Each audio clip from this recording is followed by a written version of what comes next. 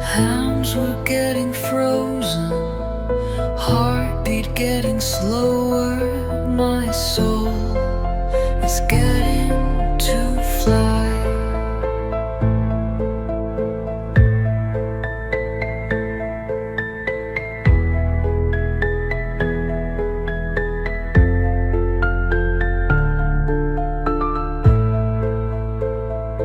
I can see the lights of candles.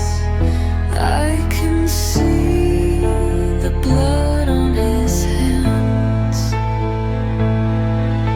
My memories still be here. My soul remain here until the truth is arrived.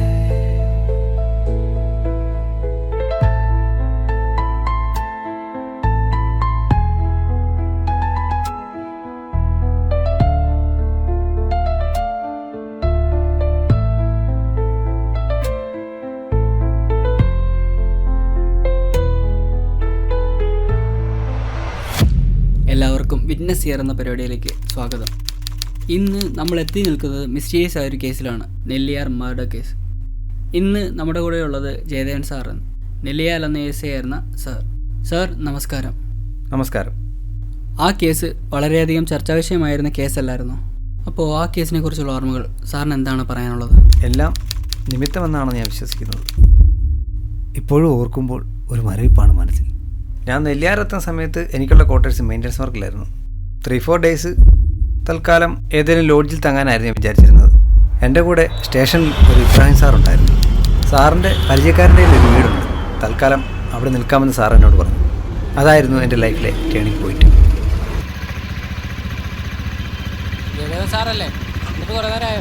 ഞാൻ കുറച്ചു നേരമായി വന്നിട്ട്. ഞാൻ വിളിച്ചിരുന്നു.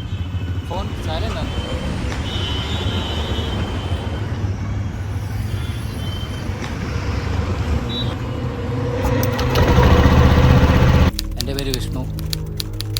ഞാനാണ് ജയദേവ സാറിനെ വീടൊക്കെ കൊണ്ട് കാണിച്ചത്. എൻ്റെ അമ്മാവനാണ് ആ വീട്ടിലെ കാര്യങ്ങളൊക്കെ നോക്കിക്കൊണ്ടിരുന്നത്. അമ്മാവൻ സ്ഥലത്തില്ലായിരുന്നു, ഒരു വർക്കിൻ്റെ ആവശ്യത്തിന് ബാംഗ്ലൂരായിരുന്നു. എന്നെ വിളിച്ച് പറഞ്ഞായിരുന്നു ഇങ്ങനെ ഒരു സാറ് വരും, സാറിന് വേണ്ടതൊക്കെ ചെയ്തു കൊടുക്കണം.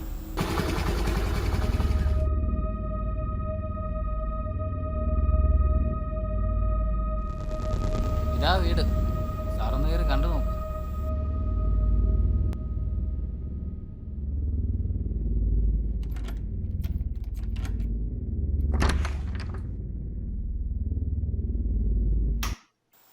സാറേ, സൗകര്യങ്ങൾക്ക് കുറവാ. 2 മുറിയുണ്ട്, കിച്ചണുണ്ട്. മുറിയല്ലേ? കയറി നോക്കൂ. സാറേ, വീടൊക്കെ എങ്ങനെയുണ്ട്? കുഴപ്പമില്ലടോ, തൽക്കാലത്തേക്കല്ലേ, ഇതൊക്കെ മതി. സാറ് ഇതിനു മുമ്പ് ഏത് സ്റ്റേഷനിലായിരുന്നു? ഞാൻ ഉരമന്നൂരിലായിരുന്നു. അതിനു മുമ്പ് 2-3 സ്റ്റേഷൻ ഇരുന്നിട്ടുണ്ട്. സാറിൻ്റെ ഫാമിലിയൊക്കെ? ക്വാർട്ടേഴ്സിലേക്ക് മാറി കഴിയുമ്പം അവരെ കൊണ്ടുവരാമെന്ന് വിചാരിക്കുന്നു. താനെന്താ ചെയ്യുന്നത്? ഞാനിപ്പോൾ BCom ഒക്കെ കഴിഞ്ഞു. ജോലിയൊന്നും ആയിട്ടില്ല, എവിടെയെങ്കിലും കയറണം. സാർ എത്ര ദിവസം കാണും ഇവിടെ? ഏറിയാൽ ഒരാഴ്ച. സാറേ, ഞാൻ എന്നാ അങ്ങോട്ട് ഓക്കെ, എന്തെങ്കിലും കൊണ്ട് വിളിച്ചാൽ മതി. ശരി.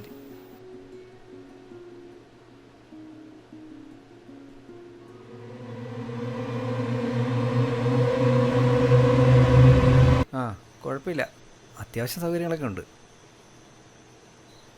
ഉടനെ ശരിയാവുമെന്നാണ് പറഞ്ഞത്. എന്നാൽ ഞാൻ കിടന്നേക്കുവാ. നാളെ രാവിലെ അത്യാവശ്യമായിട്ട് സ്ഥലം വരെ പോകാനുണ്ട്. ശരി.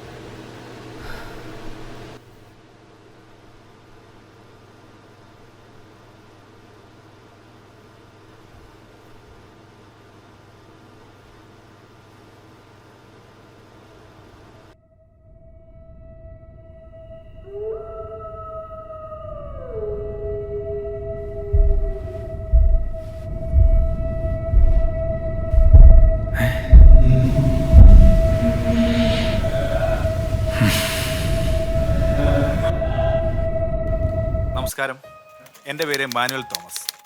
എനിക്ക് ജയദേവനെ വർഷങ്ങളായിട്ട് അറിയാം. ജയദേവൻ എൻ്റെ നെയ്ബറായിരുന്നു. ഞാൻ മാനുവൽ സാറിനെ വിളിച്ചിരുന്നു.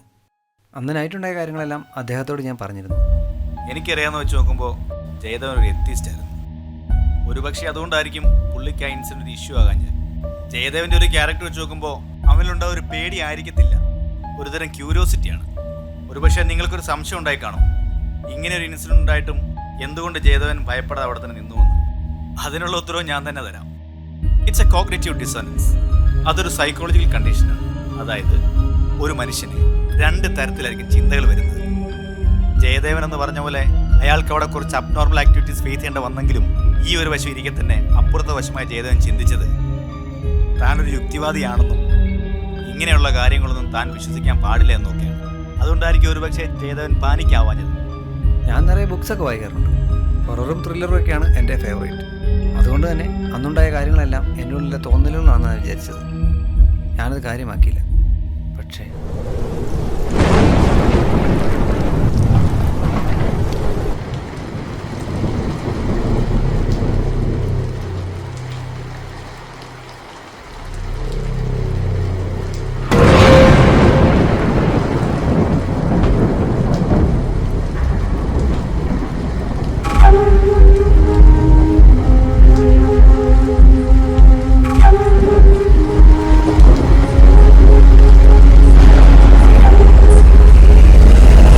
ഒരു മനുഷ്യന് എന്തെങ്കിലും വസ്തുവിനോടോ എന്തെങ്കിലും കാര്യത്തിനോടോ ഒരു ആകർഷണം തോന്നുകയോ ഒരു സംശയം ഉടലൊക്കെ ചെയ്താൽ അത് മനസ്സിലേക്ക് കത്തിക്കയറും. പിന്നെ അതിൻ്റെ പുറകെയായിരിക്കും മനസ്സ്. ഒബ്സസീവ് കമ്പൾസീവ് പേഴ്സണാലിറ്റി എന്നും പറയാറുണ്ട്. അതായത് പിന്നീട് ആ കാര്യത്തിൻ്റെ പുറകെ തന്നെയായിരിക്കും അവരുടെ ഫോക്കസ്. അന്ന് ആ പേപ്പർ കിട്ടും കിട്ടിയപ്പോൾ ജയദേവനുണ്ടായതും അത് തന്നെയാണ്.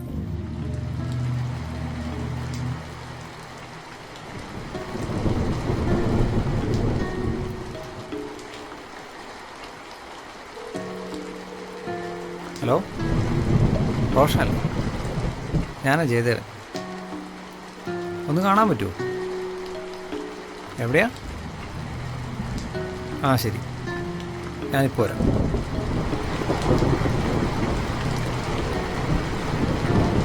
ഹലോ വിഷ്ണു, എവിടെയുണ്ട്? ഫ്രീ ആണോ? ഒന്ന് കാണണമായിരുന്നു. നമുക്കൊരു സ്ഥലം വരെ പോകാനുണ്ട്. ഓക്കെ.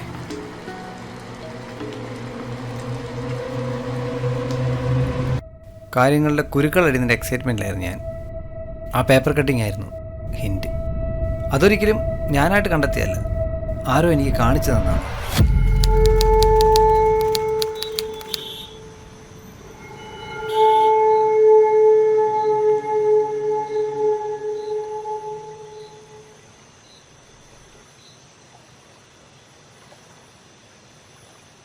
Hi sir. ഹായ്. ഇരിക്കി. ചേട്ടാ 3 കോഫി. സാറെന്താ കാണുന്നു പറഞ്ഞ്? എനിക്ക് റോഷൻ്റെ ഒരു ഹെൽപ്പ് വേണം, ഒരു കേസിൻ്റെ ആവശ്യത്തിന്. എനിക്കൊരു ലാംഗ്വേജ് ഐഡൻറ്റിഫൈ തരണം.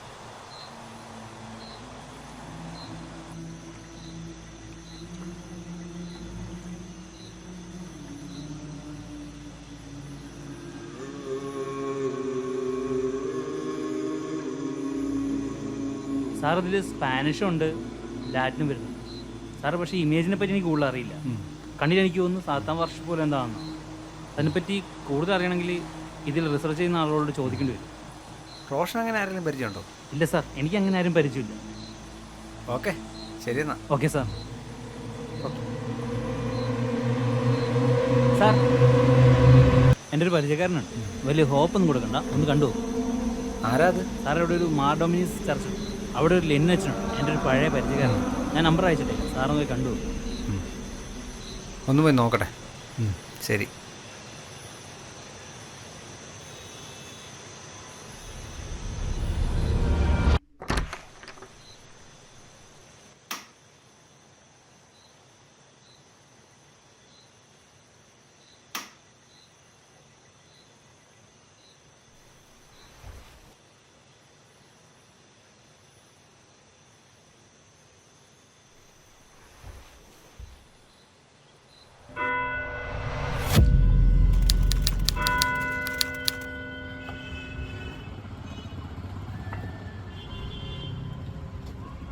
സാർ ഒരു ഡൗട്ട്, നമ്മളിപ്പോൾ കാണാൻ വന്ന അച്ഛനും ഈ സ്പാനിഷും തമ്മിൽ എന്താ ബന്ധം?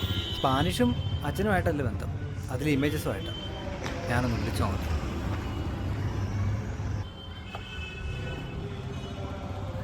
ഹലോ, ആ അതെ, ഞാൻ ജയദേവനാ. റോഷൻ പറഞ്ഞു വിട്ടാ. ആ ഓക്കെ, ആ ശരി, എന്നാ അങ്ങോട്ട് വരാം.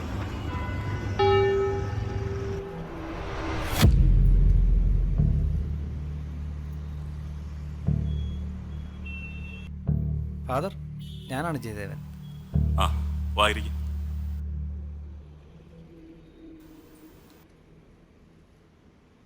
അച്ഛനെന്താ ഈ ഒരു വേഷത്തിൽ? പള്ളിയും പട്ടമൊക്കെ എന്നാ ഞാൻ ഉപേക്ഷിച്ചു. ഇപ്പൊ ഇങ്ങനെ ഈ റിസർച്ചിന്റെ കാര്യങ്ങളൊക്കെ ആയിട്ട് ഇങ്ങനെ അങ്ങ് പോന്നു. റോഷൻ എന്നെ വിളിച്ചായിരുന്നു. എന്ത് ഹെൽപ്പാണ് നിങ്ങൾക്ക് ഞാൻ ചെയ്യേണ്ടത്? എല്ലാവർക്കും നമസ്കാരം. എൻ്റെ പേര് ലെനിൻ ബർത്യൂസ്. ഞാൻ കുറേ നാളുകളായി പാരാസൈക്കോളജി, സ്പിരിറ്റിസം, എക്സോസിസം ഇതിലൊക്കെ റിസർച്ച് ചെയ്യുകയായിരുന്നു. ഒരിക്കൽ ജയദേവൻ സാറ് എന്നെ കാണാൻ വന്നിരുന്നു. ഒരു പേപ്പർ കട്ടിങ്ങിനെ കുറിച്ചായിരുന്നു അദ്ദേഹത്തിന് അറിയേണ്ടത്. ഈ കേസ് ഇവിടം വരെ എത്താൻ കാരണമായ ഒരു പേപ്പർ കട്ടിങ്ങിനെ കുറിച്ച്. When you destroy all the evidence, God will take something has hidden for the truths. Jayadevan sir, ഇത് കുറച്ച് കോംപ്ലിക്കേറ്റഡ് ആണല്ലോ. എന്താ ഈ പറഞ്ഞിട്ടുള്ളത്? ഇതൊരു സാത്തനിക് വർഷിപ്പ് പുസ്തകത്തിന്റെ പേപ്പർ കട്ടിങ്സും ചിത്രങ്ങളുമാണ്. ഇതിൽ പറഞ്ഞിട്ടുള്ളത് ഇതൊരു നരബലിയെക്കുറിച്ചുള്ള സൂചനയാണ്. ഞാൻ ഈ പുസ്തകത്തെക്കുറിച്ച് എവിടെയോ പണ്ട് വായിച്ചിട്ടുണ്ട്. നരബലി? അതായത് ഇതിൽ പറഞ്ഞു വെച്ച് നോക്കുമ്പോൾ മറ്റൊരാളുടെ ആത്മാവിനെ തൻ്റെ ശരീരത്തിലേക്ക് ആവാഹിക്കുക, അതിലൂടെ തൻ്റെ ആയുസ് വർദ്ധിപ്പിക്കുക, ആരോഗ്യം വർദ്ധിപ്പിക്കുക, അവരുടെ കഴിവുകളെല്ലാം തന്നിലേക്ക് ലയിപ്പിക്കുക, അതിനുശേഷം അവരുടെ ശരീരത്തിലേക്ക് തിരിച്ചയക്കുക, അവരൊരു സ്വപ്നത്തിൽ നിന്ന് ഉണരുന്ന പോലെ അവർക്ക് അനുഭവപ്പെടും എന്നാണ് ആ പേപ്പർ കട്ടിങ്സിൽ ഉണ്ടായിരുന്നത്. ഒരുപക്ഷെ ആ പുസ്തകത്തിൽ അതിനുള്ള പൂജാകർമ്മങ്ങളും തയ്യാറെടുപ്പുകളും എല്ലാം ഉണ്ടായിരിക്കും. ഇത്ര വലിയൊരു കാര്യമായിരുന്നല്ലേ? ഫാദർ, ഒരു ഡൗട്ട് കൂടി ചോദിക്കട്ടെ? ചോദിക്കൂ. നമ്മൾ കിടക്കുമ്പോൾ ദുസ്വപ്നം കാണുന്ന പോലെ പലതും ഫീൽ ചെയ്യുന്നു, സൗണ്ടുകൾ കേൾക്കുന്നു, ആരോ അടുത്തുള്ള പോലെയൊക്കെ തോന്നുന്നു. ഒരേ പവറുള്ള രണ്ട് സ്പിരിറ്റുകൾക്ക് തമ്മിൽ കാണാനും സംസാരിക്കാനും പറ്റും. I think someone needs your help. Sir, എനിക്ക് പോകാൻ ടൈമായി, നമുക്ക് ഇറങ്ങിയാലോ?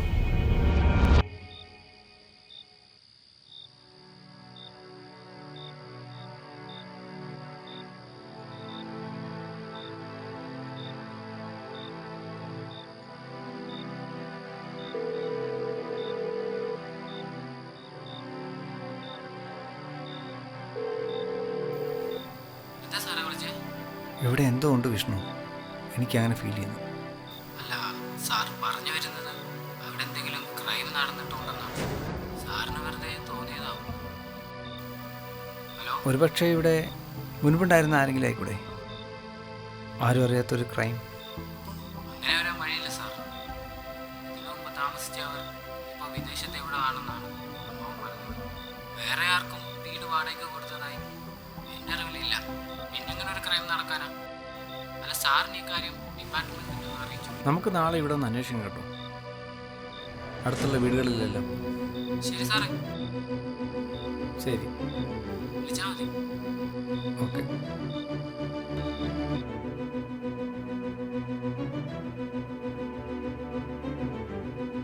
ഒരു പണിഷ്മെൻറ്റ് ട്രാൻസ്ഫർ കിട്ടിയാണ് ഞാൻ നെല്ലിയാറിലേക്ക് വരുന്നത്. ഒരു ഡ്രഗ് റിലേറ്റഡ് കേസിൽ ഞാൻ ഒരു പ്രതിയെ പിടിച്ചിരുന്നു. തെളിവിൽ കോടതിയിൽ ഹാജരാക്കാൻ ഞാൻ വെച്ചിരുന്നു. അത് അവിടെ നിന്ന് മിസ്സായി. അവനെ വെറുതെ വിടേണ്ടി വന്നു. എൻ്റെ സുഹൃത്തുക്കൾ തന്നെയായിരുന്നു എൻ്റെ ശത്രുക്കൾ എന്നറിയാൻ ഞാൻ വൈകിപ്പോയി. അതിൻ്റെ പേരിൽ ഡിപ്പാർട്ട്മെൻറ്റിൽ നിന്നും ഒരുപാട് പരിഹാസങ്ങൾ കേട്ടു. അതിനൊക്കെ മേലെ എൻ്റെ മനസ്സിൽ ഒരു കേസ് ഒറ്റയ്ക്ക് തെളിയിക്കണമെന്ന വാശിയായി. ഇമ്പൾസ് കൺട്രോൾ ഡിസോർഡർ, അതായത് നമ്മുടെ ഇമോഷൻസിനെ ആരെങ്കിലും ഹർട്ട് ചെയ്യുമ്പോഴോ നമ്മുടെ കോൺഫിഡൻസിനെ ആരെങ്കിലും ചോദ്യം ചെയ്യുമ്പോഴോ ഒരുതരം വാശി അവരുടെ മനസ്സിലുണ്ടാവും. അതിനവർ ഏതറ്റം വരെ പോകും. അവനെ തളർത്തിയവർക്ക് മുമ്പിൽ ജയിച്ച് കാണിക്കാനായി ഒരവസരത്തിനായി.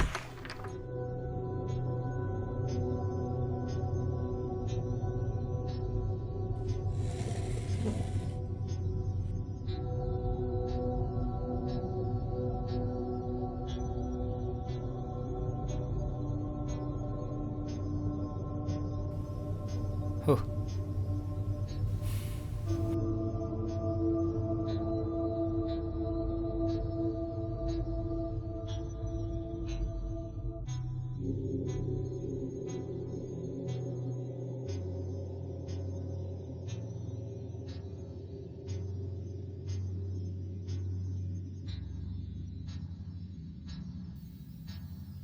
ഇവിടെ എന്താണ് സംഭവിച്ചതെന്നല്ലേ ജയദേവൻ അറിയേണ്ടത്? ഞാൻ പറയാം. എൻ്റെ പേര് ചന്ദ്രദാസൻ. ഞാനും എൻ്റെ മകനുമായിരുന്നു ഇവിടെ ഉണ്ടായിരുന്നത്. അവൻ്റെ അമ്മ അവൻ്റെ ചെറുപ്പത്തിലേ മരിച്ചു. ഞങ്ങളുടേതൊരു പ്രണയവിവാഹമായിരുന്നു. അത് ഞങ്ങളുടെ രണ്ടുപേരുടെയും വീട്ടിൽ വലിയ പ്രശ്നങ്ങളുണ്ടാക്കി. ഞങ്ങളുടെ വീട്ടുകാർ ഞങ്ങൾ ഉപേക്ഷിച്ചു. പിന്നെ ഞങ്ങൾ മാത്രം ഉണ്ടായിരുന്നുള്ളൂ. ഞങ്ങൾ മുമ്പേ ഇടുക്കിയിലായിരുന്നു താമസം. രുദ്രയ്ക്ക് എന്തോ കോഴ്സ് ചെയ്യണമെന്ന് പറഞ്ഞാണ് ഞങ്ങൾ ഇങ്ങോട്ടേക്ക് താമസം മാറിയത്. എൻ്റെ ഒരു സുഹൃത്തുണ്ടായിരുന്നു, കൃഷ്ണൻ. അവൻ്റെ ഒരു ബന്ധുവിൻ്റെ വീട് വാടകയ്ക്ക് കൊടുക്കാനുണ്ടെന്ന് പറഞ്ഞാണ് ഞങ്ങൾ ഇങ്ങോട്ടേക്ക് താമസം മാറിയത്. അതാണ് ഈ വീട്. എൻ മകനെ, എൻ കനിയെ, നിൻ തടലായി ഞാനില്ലയോ?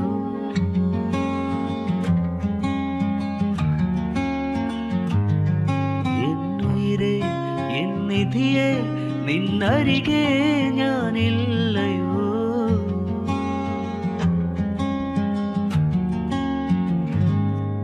ഇരുൾ നിറയും വഴിയിൽ പ്രഭയായി വന്നവൻ നീ, നൊമ്പരക്കാറ്റിൽ താങ്ങായി നിന്നവൻ നീ, കണ്ണീർ വേളയിൽ പുഞ്ചിരി തന്നവൻ നീ, ഇരുളിൽ തേടിയും തിരിനാളം നീ.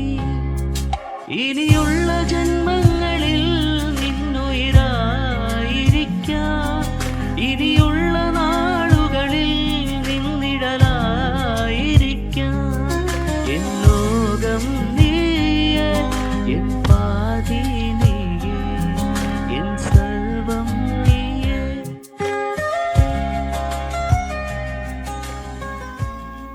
അവനൊരു പ്രണയമുണ്ടായിരുന്നു. അതിന് ഞാൻ എതിരല്ലായിരുന്നു. കാരണം ഞങ്ങളുടേത് പ്രണയവിവാഹമായിരുന്നല്ലോ.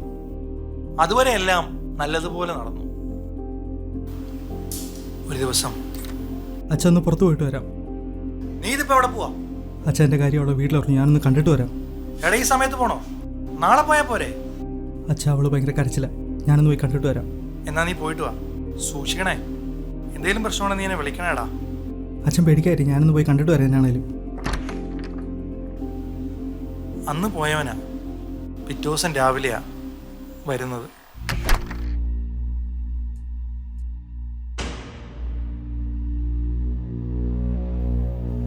മോനെ, എടാ മോനെ. വന്നപ്പോ തൊട്ട് അവനിൽ ഒരുപാട് മാറ്റങ്ങൾ ഞാൻ കണ്ടു. കളിച്ച് ചിരിച്ച് നടന്നയാള് പിന്നെ ചിരിക്കാതെയായി. പിന്നെ മുറിയിൽ നിന്ന് ഇറങ്ങാതെ അവൻ അടച്ചു പൂട്ടിയ മുറിയിൽ തന്നെ ഇരിക്കുന്ന ഞാൻ കണ്ടത്. പിന്നീട് വേറെ ആരൊക്കെയോ പോലെ പെരുമാറാൻ തുടങ്ങി അവൻ. കുറെ നാളുകൾ അങ്ങനെ പോയി. ഒരിക്കൽ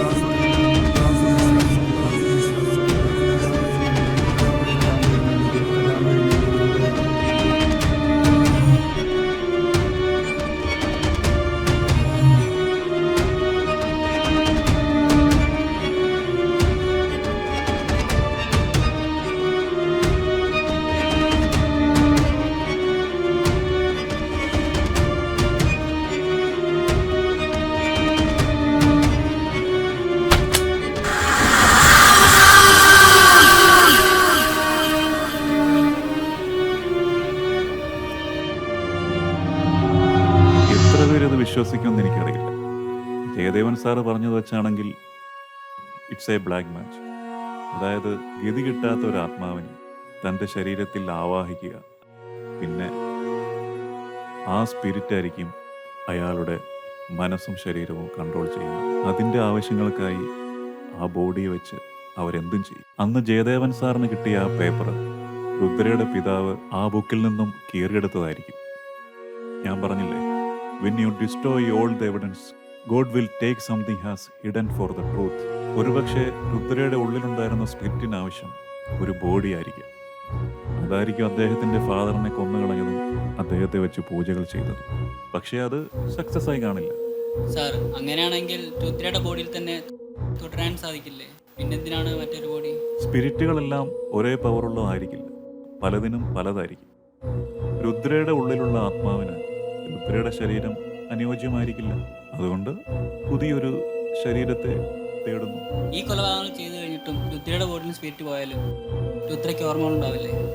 ഒരുപക്ഷെ രുദ്ര എല്ലാം മറന്നിട്ടുണ്ടാവുമെങ്കിലും കുറേ നാളുകൾക്ക് ശേഷം ഓർമ്മ വന്നെങ്കിൽ തന്നെ രുദ്ര ജീവിതം അവസാനിപ്പിച്ചെങ്കിലും. പലർക്കും വിശ്വസിക്കാവുന്നതിലും അപ്പുറമായിരുന്നു അവിടെ നടന്നത്. രുദ്രയെക്കുറിച്ച് പിന്നീട് ഒരു അറിവുണ്ടായിരുന്നില്ല. ചന്ദ്രദാസൻ്റെ മൃതദേഹം അവിടെ തന്നെയായിരുന്നു മറവ് ചെയ്തിരുന്നത്. പിന്നീട് ഞങ്ങൾ ചന്ദ്രദാസൻ്റെ മൃതദേഹം കണ്ടെത്തി, കൂടുതൽ പരിശോധന നടത്തി. പക്ഷേ ഡിപ്പാർട്ട്മെൻറ്റിൽ ഞാൻ പറഞ്ഞ കഥകൾ ഇതൊന്നുമല്ലായിരുന്നു. അത് വേറൊന്നും കൊണ്ടല്ല, ഇങ്ങനെ ഒരു ഇൻസിഡൻറ്റ് ആരും വിശ്വസിക്കില്ല. ഞാൻ താമസിക്കാൻ ചെന്ന വീട്ടിൽ നിന്നും ഒരു സ്കെൽട്ടൻ കിട്ടിയെന്ന് മാത്രമാണ് ഞാൻ ഡിപ്പാർട്ട്മെൻറ്റിൽ പറഞ്ഞത്. ഇങ്ങനെ ഒരു ക്രൈം നടന്നിട്ടും നാട്ടുകാരും അറിഞ്ഞില്ലെന്നാണ്. ഒരാളെ കാണാതായി കഴിഞ്ഞാൽ അന്വേഷണം ഉണ്ടാവില്ലേ? തീർച്ചയായിട്ടും ഉണ്ടാവും. അതിനെക്കുറിച്ച് ഞാൻ അന്വേഷിച്ചിരുന്നു.